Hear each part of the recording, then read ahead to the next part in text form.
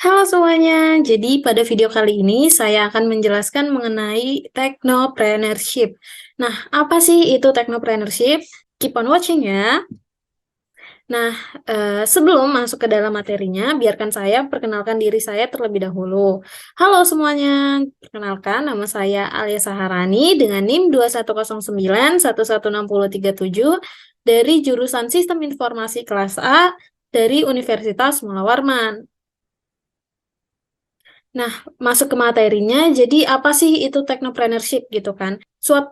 Jadi, technopreneurship itu adalah suatu istilah yang lahir dari dua kata. Yang pertama yaitu teknologi dan yang kedua yaitu entrepreneurship.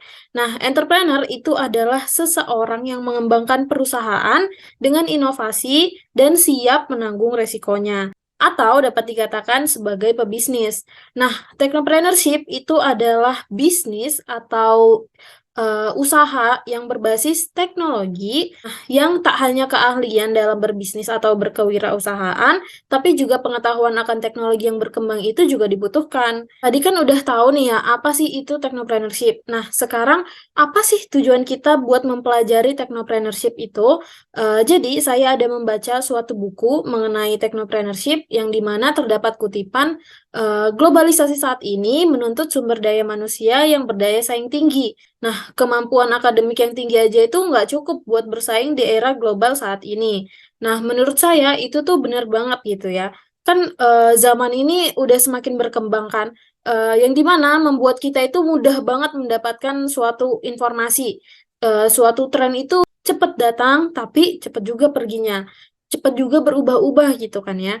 Nah, yang dimana itu tuh dapat dikatakan bahwa masyarakat itu seseorang yang cepat bosen atau hanya sekedar kepo aja. Saya ambil contoh seperti es kepal Milo. Es kepal Milo itu kan sempat hype banget lah ya. Saya yakin kalian semua tahu. Tapi saat ini usaha es kepal Milo itu kan udah nggak hype lagi kan, udah nggak ngetren lagi. Karena tren yang udah berubah-ubah, makanya seorang pebisnis itu harus selalu melakukan inovasi baru. Jadi, dengan kalian mempelajari technopreneurship ini, kalian bisa mendapatkan ilmu tentang bagaimana caranya merintis bisnis baru ini dengan mengandalkan inovasi gitu. Kan tadi saya bilang kalau misalnya saya dari jurusan sistem informasi. Nah, apa sih contohnya implementasi technopreneurship ini dalam konteks sistem informasi? Contohnya yaitu pengembangan platform e-commerce. Jadi, seorang teknopreneur itu dapat menciptakan sebuah platform e-commerce-nya sendiri. Sebuah platform e-commerce yang inovatif, yang menggunakan teknologi informasi untuk memudahkan transaksi jual beli online. Nah, platform e-commerce ini menghadirkan fitur-fitur canggih kayak pencarian produk, keranjang belanja, wishlist, dan juga sistem pembayaran online yang terintegrasi. Nah, tujuan dari platform yang dibuat itu adalah memberikan pengalaman belanja online yang lebih nyaman dan efisien bagi para pelanggan. Tapi sambil juga membantu pengusaha dalam mengelola dan memperluas bisnis mereka dengan kemudahan. Kan tadi saya udah memberikan contoh mengenai pengembangan e-commerce gitu kan. Nah, e-commerce itu kan adalah sebuah startup. Nah, startup sendiri itu apa? Startup itu adalah sebuah perusahaan yang baru didirikan nih, dan dia itu berfokus pada pengembangan produk atau layanan inovatif, yang dimana diharapkan dapat berkembang dengan cepat di pasar yang kompetitif. Kalau misalnya kalian dengar soal e-commerce, itu kan pasti kayak banyak promosi, banyak diskon gitu kan. Nah, diskon-diskon tersebut itu adalah suatu konsep bakar uang di dunia startup. Karena di awal merintis itu ya, startup itu biasanya masih merugi. Karena umumnya itu ya pendiri startup itu hanya bermodalkan dengan ide atau model bisnis. Nah, dari itu pendiri startup ini membutuhkan usaha untuk menarik konsumennya. Nah, gimana caranya mereka menarik konsumen gitu kan? Dengan cara ya menggencarkan promosi besar-besaran gitu kan. Nah, coba deh kalian perhatikan beberapa startup gitu, seperti Lazada. Nah, umumnya mereka ini pasti rajin banget memberikan banyak voucher. Contohnya itu seperti tanggal kembar, kayak 66, 77 gitu kan. Nah, mereka itu bakal ngasih banyak voucher ke kalian dari gratis ongkir lah, potongan harga lah, dan paket-paket super murah lainnya buat para penggunanya gitu, buat kalian. Nah, terus uang yang mereka pakai itu dari mana gitu kan. Nah, itu adalah konsep bakar duit di dunia startup. Jadi, mereka itu para startup ini mencari investor yang ingin berinvestasi di startupnya. Setelah mendapatkan investor, mereka itu bakalan dapat suntikan modal. Nah, terus uang dari investor itu baru mereka gunakan buat kepentingan bisnis mereka, buat memberikan voucher-voucher, buat memberikan gratis ongkir gitu. Nah, inilah yang dimaksudkan dengan strategi bakar uang ala startup, yaitu membakar uang atau budget yang mereka miliki untuk diberikan kepada konsumen, dengan tujuan untuk mencuri perhatian pasar atau awareness, lalu meningkatkan pengguna, lalu memunculkan loyalitas dalam pasar. Kalau misalnya udah banyak diskon, kalian kan pasti kayak ketagihan gitu kan belanjanya, kayak, ih murah banget, terus lagi ada budgetnya, dan pasti kalian beli gitu. Yang terakhir yaitu ya meraih dan menguasai pangsa pasar atau market share. Dari materi-materi sebelumnya saya kan menjelaskan mengenai bisnis, ya kan. Nah, di bisnis ini kan pasti ada suatu marketing. Nah, terdapat suatu materi mengenai marketing mix. Marketing mix itu adalah suatu strategi pemasaran yang menggabungkan 4 elemen pemasaran utama yang dikenal sebagai 4P. Nah, yang pertama yaitu produk, yang kedua itu price atau harga, yang ketiga itu promotion atau promosi, dan yang keempat itu place, tempat atau distribusi. Nah, yang dimana 4P itu dapat mempengaruhi keputusan pembelian konsumen, sehingga dapat menjual sebuah produk atau jasa kepada para konsumen, gitu kan. Seiring berjalannya waktu, konsep marketing mix ini berkembang menjadi 7P, yaitu produk, promotion, price, place, people atau power, proses, dan physical evidence. Tadi kan kalian udah mengetahui nih mengenai marketing mix, ada yang 4P dan ada yang 7P.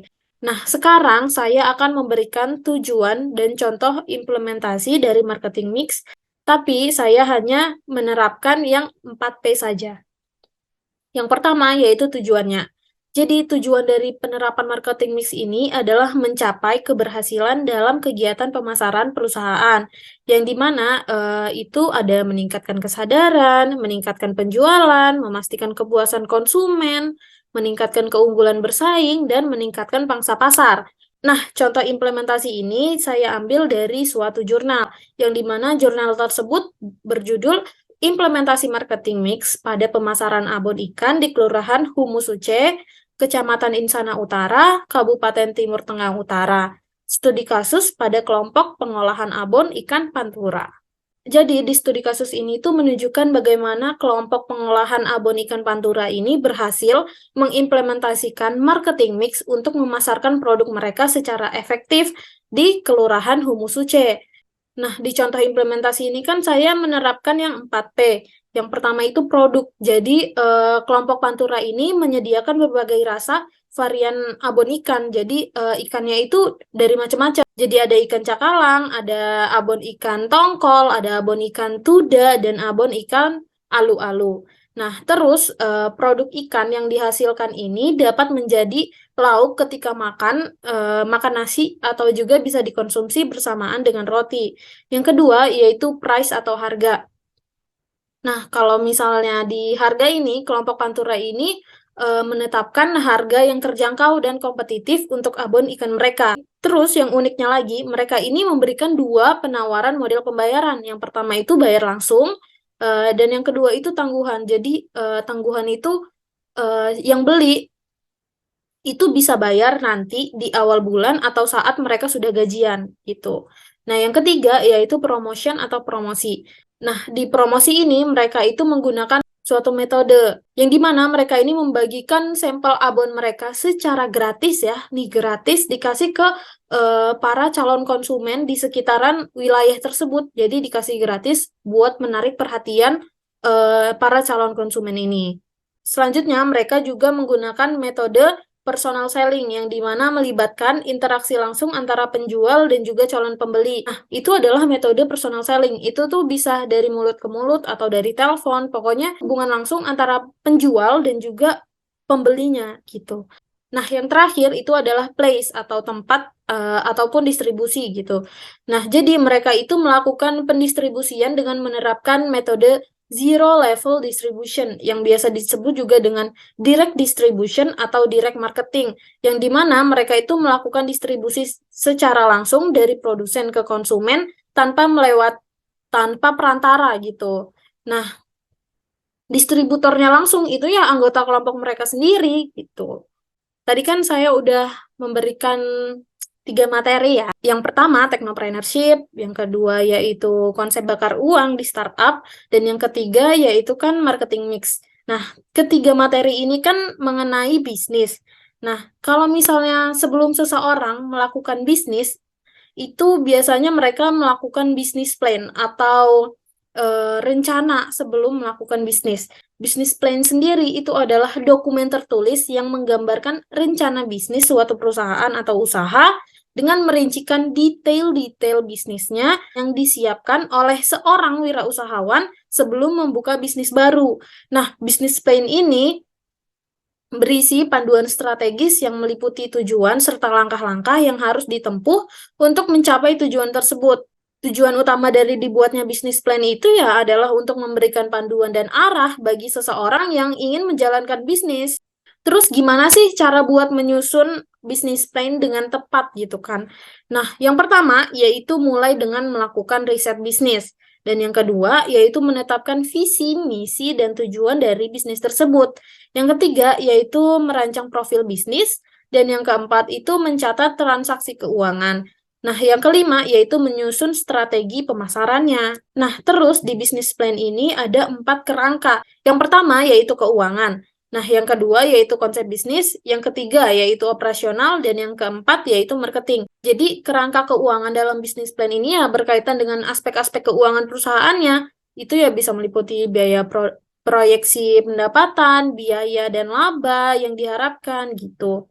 Nah, kalau misalnya kerangka konsep bisnis ini menjelaskan secara rinci tentang model bisnis perusahaan, target pasar, produk atau layanan yang ditawarkan, dan keunikan nilai yang dihadirkan. Biasanya meliputi deskripsi bisnis seperti visi, misi, dan nilai-nilai perusahaan, terus analisis pasar, dan juga model bisnisnya. Nah, kalau misalnya kerangka operasional itu ya menjelaskan gimana sih caranya perusahaan ini akan menjalankan operasionalnya sehari-hari untuk mencapai tujuan bisnisnya. Nah, kalau misalnya kerangka operasional ini biasanya meliputi hal-hal seperti struktur organisasi dan sumber daya manusia. Nah, yang terakhir yaitu kerangka marketing berkaitan dengan strategi pemasaran. Strategi pemasaran suatu perusahaan untuk mencapai target pasarnya dan mempromosikan produk atau layanan. Nah, biasanya di kerangka marketing ini meliputi segmentasi pasar, strategi produk atau layanan, dan juga rencana pemasarannya. Dari keempat kerangka tersebut, itu saling berkaitan dan saling mempengaruhi dalam menyusun bisnis plan yang komprehensif. Nah, setiap kerangka tersebut itu memberikan perspektif yang berbeda untuk memastikan bahwa seluruh aspek bisnis yang telah dikembangkan itu secara holistik dan terencana. Nah, terus apa sih manfaat dari membuat bisnis plan gitu kan? Jadi saya menarik kesimpulan bahwa ada 4 manfaat dari bisnis plan. Yang pertama, itu memperjelas tujuan dan fokus bisnisnya.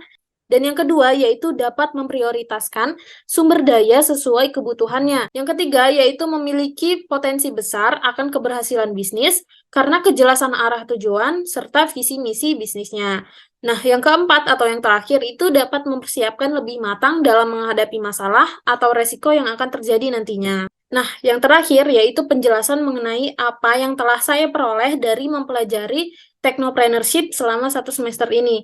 Jadi, selama 1 semester ini saya telah memperoleh pemahaman yang lebih mendalam gitu kan ya mengenai yang pastinya technopreneurship dan juga materi sebelumnya yang sudah saya paparkan.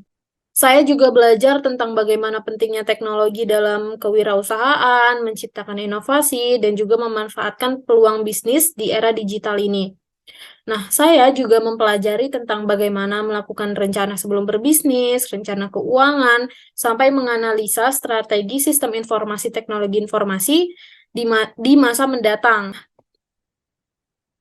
Nah, dari mempelajari technopreneurship ini, saya memiliki pemahaman dan pembekalan tentang keterampilan dan perspektif yang relevan di era digital ini. Sekian video dari saya, kurang lebihnya saya mohon maaf.